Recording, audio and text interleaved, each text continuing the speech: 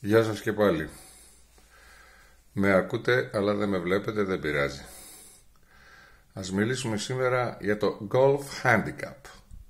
Σαν να λέμε την αναπηρία του Golf.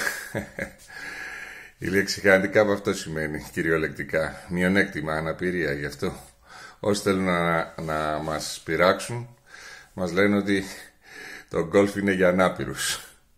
Λοιπόν, τι είναι το Handicap στο Golf? Είναι μια μεγάλη εφεύρεση, όπως γράφω και στο τίτλο, η οποία βοηθάει ώστε να μπορούν να παίξουν ανταγωνιστικά μεταξύ τους δύο παίκτες ή περισσότεροι τέλος πάντων, οι οποίοι δεν έχουν την ίδια δυνατότητα. Όπως είχα πει σε κάποιο άλλο βίντεο, έτσι, ένας πολύ πολύ καλός παίκτης, που τέτοιοι είναι περίπου 1 στους 100 όπως είπαμε, μπορεί να φτάσει τα τέλεια χτυπήματα, δηλαδή τα 72, να κατέβει σε τόσο λίγα χτυπήματα για όλο το γήπεδο. Συνήθως όλοι κάνουν περισσότερα. Τι γίνεται λοιπόν? Το golf έχει κάνει την εξής εφεύρεση. Δίνει δικαίωμα σε παίκτες που δεν είναι τόσο καλοί να έχουν ένα συγκεκριμένο αριθμό χτυπημάτων δώρο.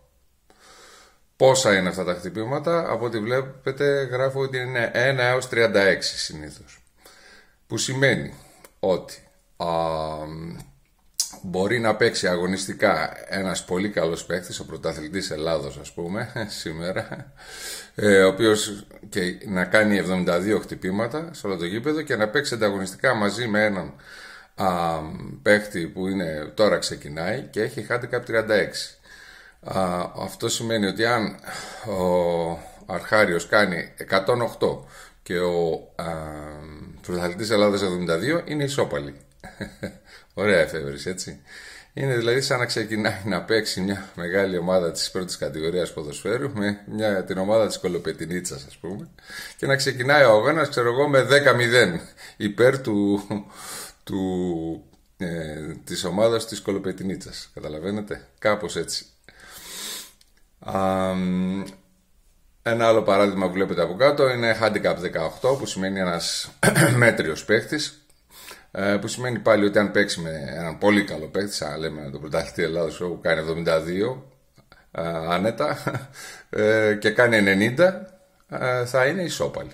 Αυτό δίνει ενδιαφέρον και στους δύο παίκτες, διότι και οι δύο προσπαθούν να ξεπεράσουν τον εαυτό τους για να νικήσουν τον άλλον. Καταλαβαίνουμε?